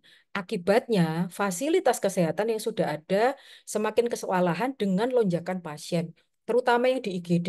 Kalau ada yang kerja di IGD, rumahnya dekat IGD, bisa lihat ya IGD-nya penuh terus, pasiennya tidak dipindah-pindah ke Bangsal. Selain itu, selain tekanan tadi, juga ada itu tekanan permintaan ya. Selain itu juga ada tekanan finansial yang signifikan. Diperkirakan bahwa perubahan iklim itu mengurangi output ekonomi global sebesar 11% hingga 14% di tahun 2050 nantinya. Jadi ya sudah kesehatan tertekan, ekonomi tertekan, kemudian ya bisa kita lihat bahwa hal tersebut akan berdampak tekanan yang sangat besar pada ajuan anggaran kesehatan yang ya seperti itulah. Dan kalau kita lihat ketika pasien mendapatkan perawatan medis akibat sakit yang diakibatkan oleh perubahan iklim, mereka menjadi orang-orang yang useless ya, merasa tidak berguna, merasa diabaikan bahkan oleh inner circle-nya. Biasanya orang itu, sepengalaman saya ya, contohnya kayak pasien-pasien psoriasis gitu ya, yang juga tambah buruknya juga dipengaruhi oleh perubahan iklim. Kalau mereka didiskriminasi, distigma, dicuekin oleh orang lain tuh mereka nggak peduli sebetulnya. Tapi mereka justru lebih peduli, lebih baper, lebih jelek kondisi sakitnya kalau didiskriminasi, distigma dan dicuekin oleh lingkungan terdekatnya seperti itu. Nah, kalau orang sakit, nggak mampu bekerja, nggak punya uang, ya kadang-kadang itu menjadi stresor yang luar biasa bagi orang yang terbiasa untuk menjadi breadwinner gitu. Nah, next slide. Lah terus ngapain? Kalau sudah tahu itu semua, what next? Kita sudah sharing banyak hal yang pasti Bapak Ibu juga sama-sama sudah tahu. Lah terus kita ngapain ya, Dok ya? Ngapain kita? Nah, kita harus sama-sama mungkin ya sudah tahu ya pastinya ini cuma reminding ulang bahwa ada dua strategi utama dalam upaya kita melawan perubahan iklim. Yang pertama, wah ini saya ikut-ikut teman-teman dari penjaminan mutu, mitigasi. Yang kedua, adaptasi. Mitigasi itu mudahnya melakukan segala hal yang bisa kita lakukan untuk mengurangi atau menghentikan perubahan iklim. Seperti itu. Jadi kita ya mengurangi atau menekan hal-hal yang bisa memperparah kondisi tersebut. Contohnya ya memang nggak mudah sih, memang nggak mudah. Contohnya dari sektor transportasi, kan penyumbang terbesar tuh emisi karbon. Kita bisa berkontribusi. Caranya dengan cara apa? Beralih ke kendaraan listrik. Dokter itu bisa ngujari nggak bisa ngelakoni. Iya betul, saya aja belum ya, masih mahal soalnya. Jadi dari beralih ke kendaraan yang listrik. Terus sekarang kayak ini sudah nih menggunakan transportasi umum yang lebih efisien. Nah, bahkan di luar negeri, ya, ya, bahkan di luar negeri itu semua golongan masyarakat tanpa kecuali itu udah biasa banget pakai transportasi umum. Di Thailand, di Malaysia, di Singapura, di Jepang, di Eropa itu semuanya pakai transportasi umum mostly. Kenapa? Ya lebih sehat, lebih efisien. Di Belanda itu hampir semua orang naik sepeda. Di luar negeri itu yang deket-deket aja loh, nggak usah jauh-jauh. Di Thailand, di Malaysia itu udah biasa orang jalan kaki. Nah, kita ya kayak apa-apa gampang manja nih gitu loh. Nah, dengan kita memulai dari diri kita sendiri nih, ayo jalan kaki ke UMS, wes. Ayo naik transportasi umum, bersepeda, pakai kendaraan listrik. Itu kita bisa secara signifikan mengurangi jejak karbon kita. Ini bukan hanya tentang teknologi yang canggih atau modern, tetapi juga keputusan kita untuk mendukung planet yang lebih hijau, lebih kecil lagi Green Campus ya, seperti itu. Selain itu, penting juga untuk membahas energi bersih. Bayangkan sebuah dunia di mana semua rumah, kantor, industri didukung oleh energi dari matahari. Ya, ini baru bayangin nih ya, matahari, angin, air, dan berbagai energi yang nggak merusak bumi. Dengan terus mendorong adopsi energi terbarukan, bisa kita bayangkan kita bisa mengurangi ketergantungan kita terhadap bahan bakar fosil yang berpolusi dan tentunya akan membangun masa depan yang baik secara berkelanjutan. Ini baru bayangin. Semoga suatu saat nanti bisa, amin. Nah, mitigasi, mengurangi, menekan, selanjutnya adaptasi. Kenapa? Ya memang ciri-ciri makhluk hidup itu kan harus makhluk hidup dengan fungsi luhur itu harus bisa beradaptasi. Adaptasi is a matter tentang bagaimana kita harus mau dan mampu menyesuaikan diri dengan dampak perubahan iklim yang sudah terjadi yang nggak bisa kita hindari. Misalnya, kita perlu memastikan bahwa infrastruktur kita seperti jalan raya, jembatan, gedung-gedung itu harus genah, harus tenanan. Jangan cuma asal-asal. Pastikan kualitasnya baik, bisa bertahan dari cuaca ekstrim yang semakin sering terjadi. Kita harus memastikan kita punya infrastruktur yang tahan bencana. Kemudian, kita juga harus memastikan kita sebisa mungkin punya usaha atau bisnis yang rencana kelangsungan operasionalnya pada saat bencana apabila nanti terjadi sesuatu, itu bisa survive dan segera pulih dengan cepat. Seperti itu. Kemudian, yang nggak kalah pentingnya adalah konservasi air. Di banyak daerah, perubahan iklim itu mengakibatkan kekurangan air. Oleh karena itu, sangat penting bagi kita untuk mau dan berusaha mampu mengadopsi teknologi yang lebih efisien dalam penggunaan air, baik dalam skala rumah tangga maupun pertanian.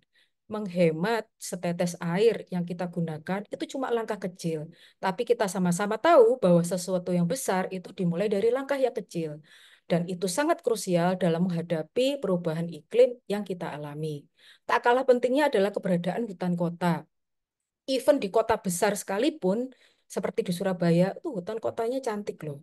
Hutan kota itu bukan cuma sekedar cantik, bukan hanya sekedar indah, tapi selain mempercantik pemandangan, juga berfungsi sebagai paru-paru kota.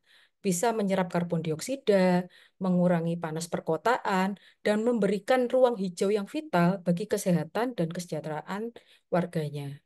Dengan menanam, kita ini ya, menanam lebih banyak pohon di lingkungan sekitar kita, yang kita kan ya, hitungannya hidup di perkotaan ya, kita bisa membantu mendinginkan kota kita tercinta ini, Surakarta, dan meningkatkan kualitas hidup kita. Kenapa? Karena kualitas udara yang kita hirup juga jadi lebih baik setiap harinya. Terus bisa ngapain lagi ya dok ya? Bisa ngapain lagi ya? Kita mulai dari hal yang kecil-kecil aja lah. Ya kalau kita ngimpi itu kan ya tetap harus nginjek tanah. Ya nggak bisa ya ngimpi kemana-mana, tapi ya nggak kesampaian dan nggak kejadian. Sebagai individu, common person, kita bisa membuat pilihan untuk melakukan berbagai hal. Contohnya nih, kita mengurangi penggunaan plastik, pakai tumbler. Nggak usah cerewet-cerewet bilang sama siapa-siapa, sekarang pakai tumbler, sekarang pakai tumbler. Kita aja mulai dulu nih. Pokoknya ya emang nggak mudah sih ya, tapi ya udah biar seneng, bahagia cari tumbler yang lucu-lucu, yang unik-unik seperti itu. Nah, nanti kalau kita pakai tumbler yang seperti itu, orang terdekat kita kan jadi lihat, oh, kok pakai tumbler ya, seperti itu. Kemudian orang yang itu yang di keluarga kita ya nggak usah kita apa ya nggak usah kita tekan, nggak usah kita pressure, nggak usah kita cereweti, kita gembredeki lingkungan kerja kita, pakai tumbler nih kayak gitu. Nah, itu sesuatu yang simple tapi bermakna.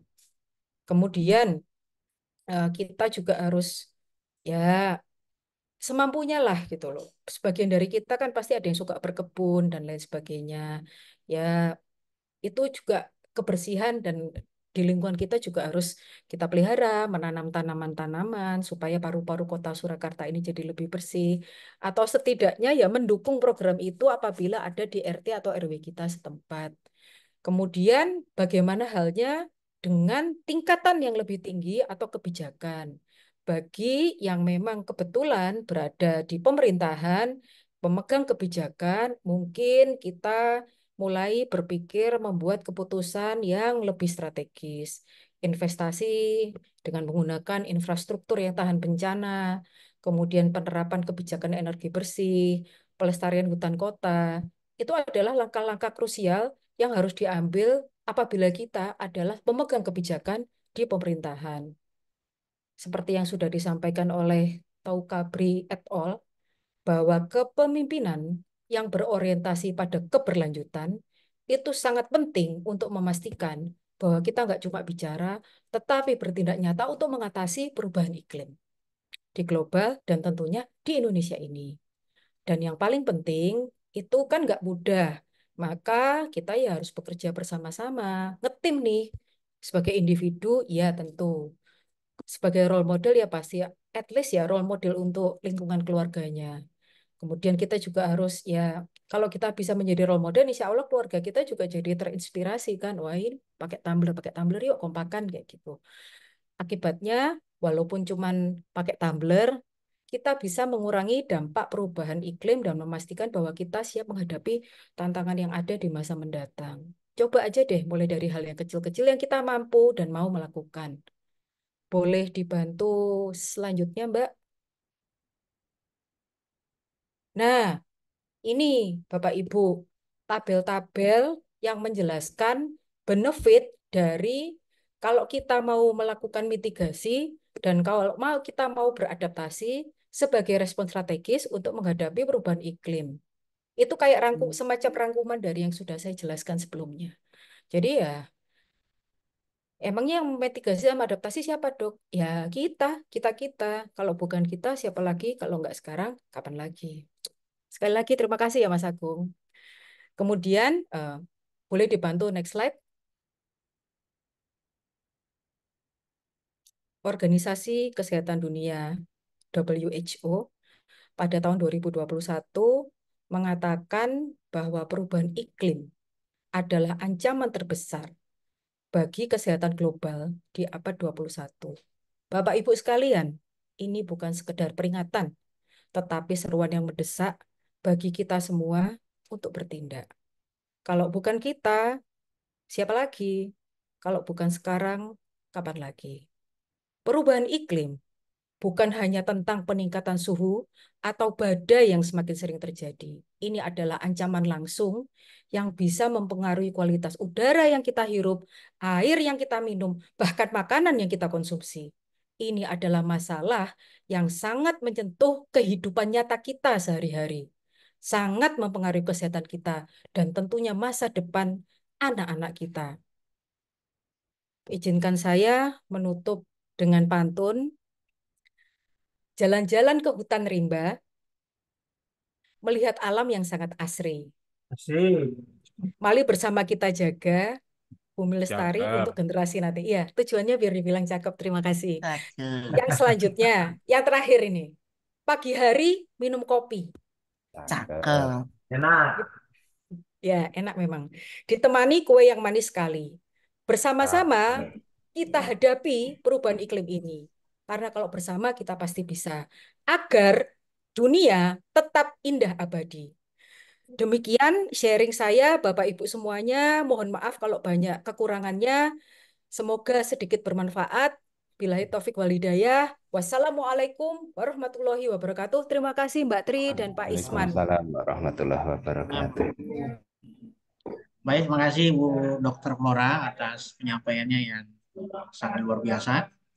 Kita masih punya mungkin berapa menit Bu Dokter untuk merespon pertanyaan-pertanyaan yang masuk di kolom chat ini banyak sekali. Ini, Saya manut sama Pak Isman. Apa kata Pak Isman, saya derek deh. G.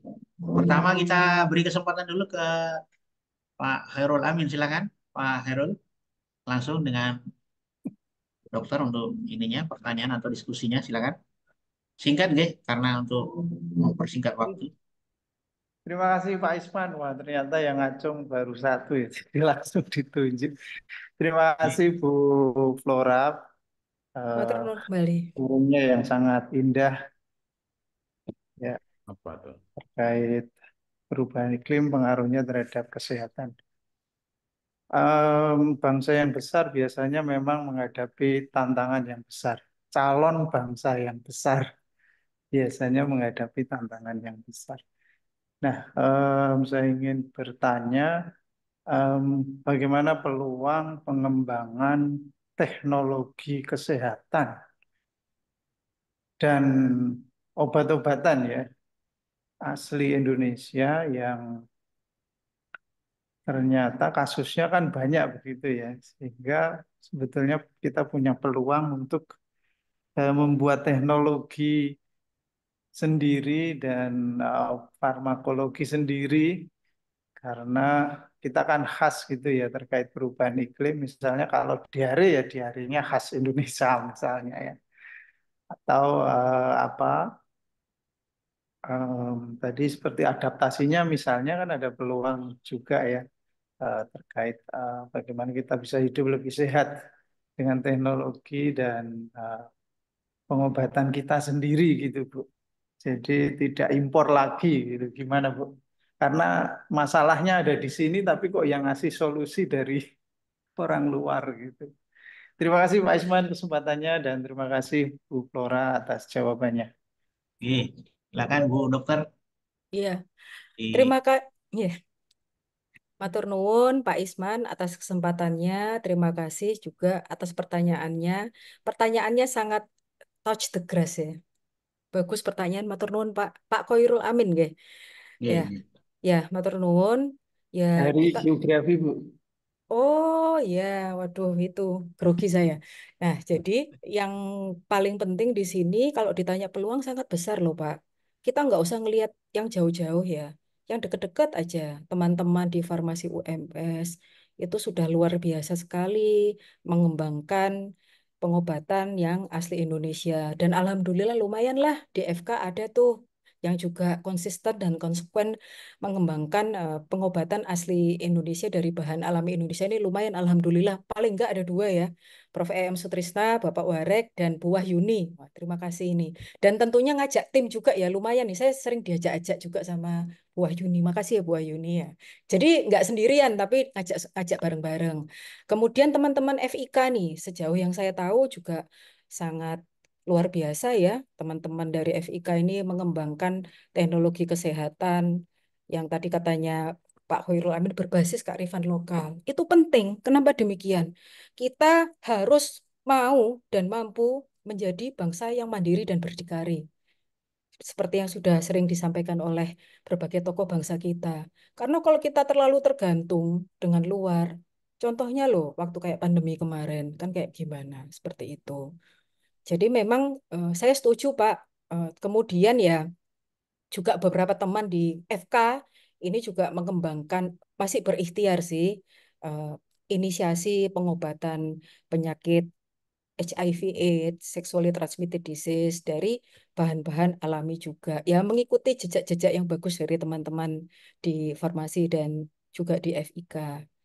Ya kan kalau bersama-sama katanya kan semakin oke. Jadi peluangnya bagus sekali, besar sekali, dan saya pikir nggak cuma tugasnya FK aja ya, tetapi juga Fakultas Teknik, kan namanya teknologi kesehatan tuh nggak dipungkiri kerjasama yang luar biasa. Dan alhamdulillah Fakultas Teknik kita juga bagus ya, dan di beberapa tempat itu memang kolaborasi alat-alat kesehatan biomedik itu inisiatornya ya teknik bersama-sama dengan kedokteran dan kesehatan dan farmasi dan lain sebagainya.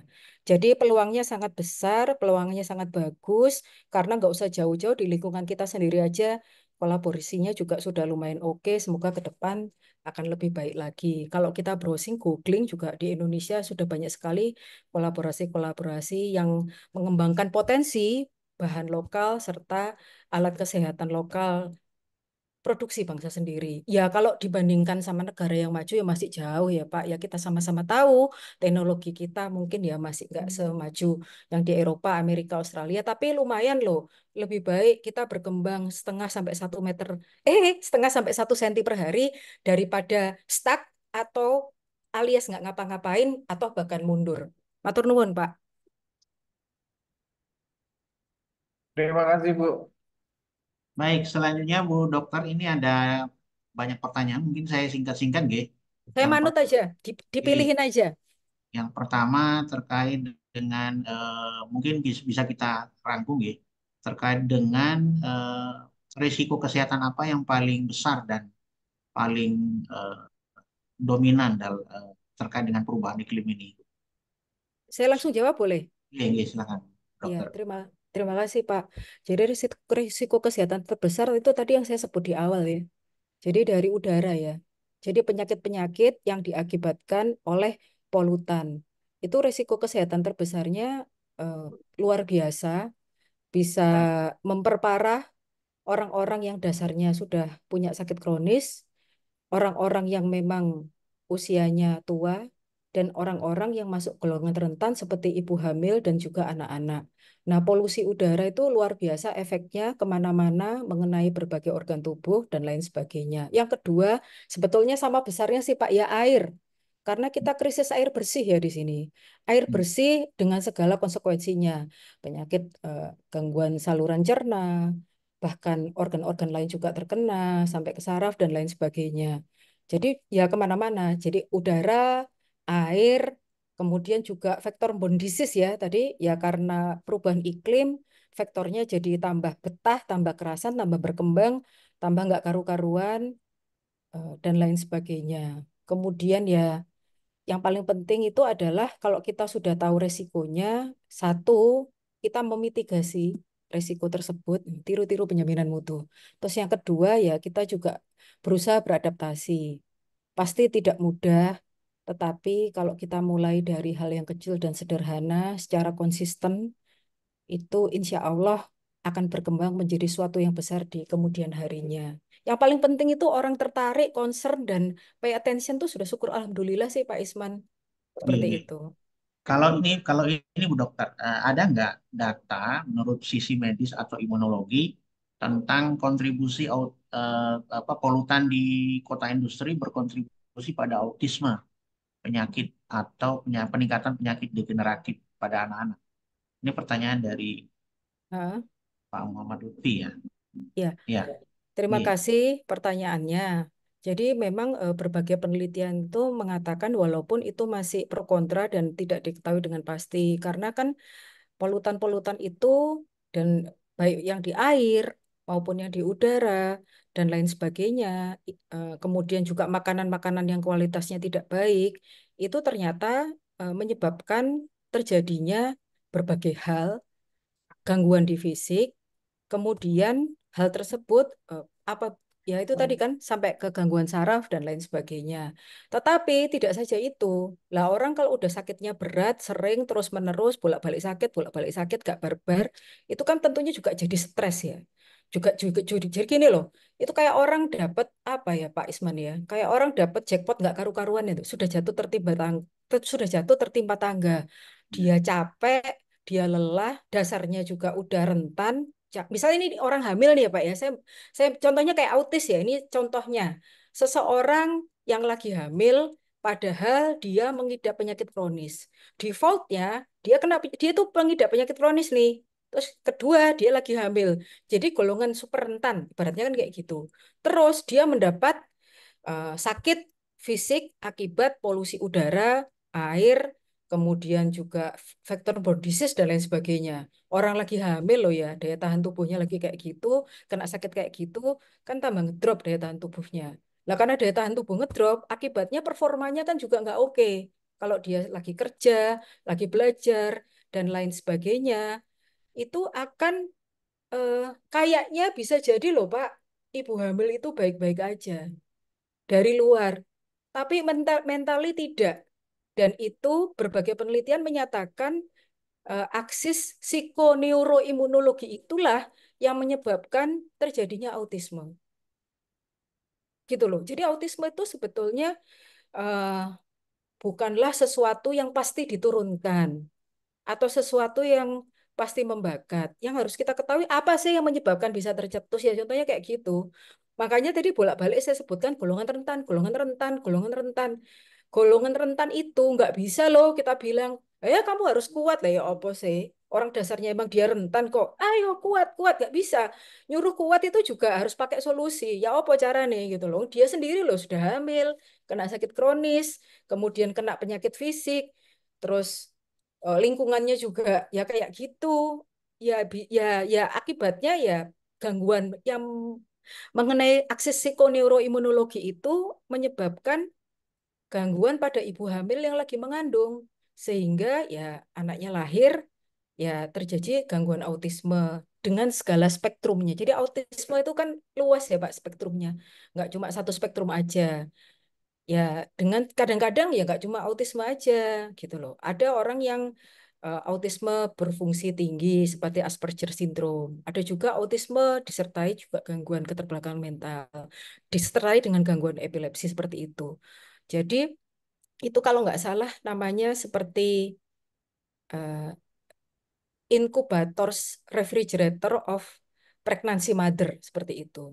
Jadi jangan sepelekan orang hamil itu sangat rentan terhadap penyakit fisik, penyakit mental, dan juga keduanya dengan segala konsekuensinya termasuk autisme. Terima Hmm. kasih. Ya, ya. Terakhir Bu Dokter ini terkait dengan Hmm. air ini. Ya banyak hal ini terkait dengan kualitas air. Apakah ini mempengaruhi? Misalnya termasuk wajah. Kalau yang tadi apa namanya terdampak pada limbah feses itu, kalau dengan wajah kira-kira walaupun tidak diminum misalnya, ada dampaknya nggak? Ini pertanyaan apa? Pertanyaan Ya, terakhir ya, nih. apa-apa. Ya, Iya, kalau iya. airnya kualitasnya buruk, kan gampangnya gini Pak Isman, kalau diminum mempengaruhi Oke, saluran cerna gitu kan. Nah, ya kalau ya. dibuat raup, kalau dibuat mandi, kalau dibuat wudhu, ya Untuk wudhu misalnya. ya nggak baik ya, nggak baik. Dan Oh, sebetulnya maksudnya gini loh, di- even di Pulau Jawa aja, daerah-daerah yang air kualitasnya buruk aja masih banyak loh Pak. Contohnya di Madura, mudahnya di ya, Sampang, Bangkalan, Pamekasan, Sumeneb, di Kepulauan Bawean sekalipun itu ya kualitas airnya masih kayak gitu. Akibatnya apa? Akibatnya bukan cuma wajah, Pak. Tadi ngomongnya wajah ya, saya perdalam lagi. Penyakit kusta. Kenapa? Airnya itu loh Pak mengandung kuman kusta. Bayang no coba, air di daerah-daerah yang kualitas, makanya kalau dilihat loh ya, orang yang ya, kualitas airnya buruk itu biasanya orang penyakit kusta itu banyak di tempat yang lingkungannya jelek. Contohnya ya Indonesia Tengah, Indonesia Timur, terus mungkin ya teman-teman yang kebetulan memang tinggal di daerah Pulau Madura, itu ya ya, airnya itu seburuk itu sehingga Mycobacterium leprae ada. Dan kusta belum bisa dieliminasi dari Indonesia. Dan sampai sekarang kita juara 3 dunia untuk penyakit kusta. Juara 3 bertahan. Sebegitu ya, susahnya ya Pak ya. Gitu penjelasannya, semoga jelas ya Pak ya. ya, ya, ya. Kusta itu Saya kan, kira, kusta maksudnya gini, maksudnya kusta ini kan juga mengenai kulit gitu loh Pak. Maksud saya itu kan ya kulit kan, dari kulit wajah. Jadi mengenai kulit wajah, apa, alisnya rontok, kemudian wajahnya berbenjol-benjol, kemudiannya kulitnya kering, memerah, mengelupas, dan gangguan pembesaran saraf serta kelemahan saraf gitu aja Pak. ya, ya. Artinya memang ada apa Nggak namanya, karu-karuan. ya, ya, dampaknya juga krusial ya untuk. Iya, nggak Baik, terima karu-karuan. kasih Bu Dokter atas apa materi dan jawaban-jawabannya tentang kesehatan, perubahan iklim dan pengaruhnya terhadap imunitas tubuh.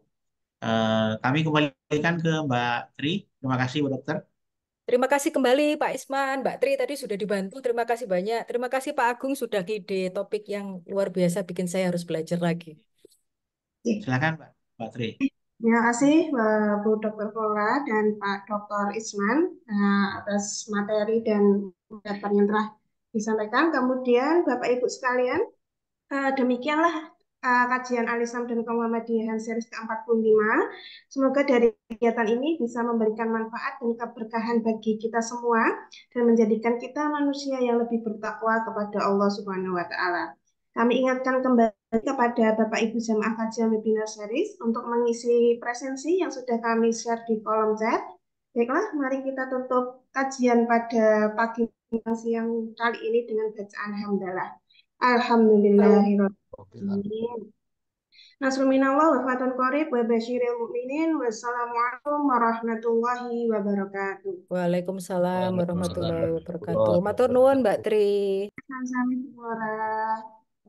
Luar biasa, terima kasih.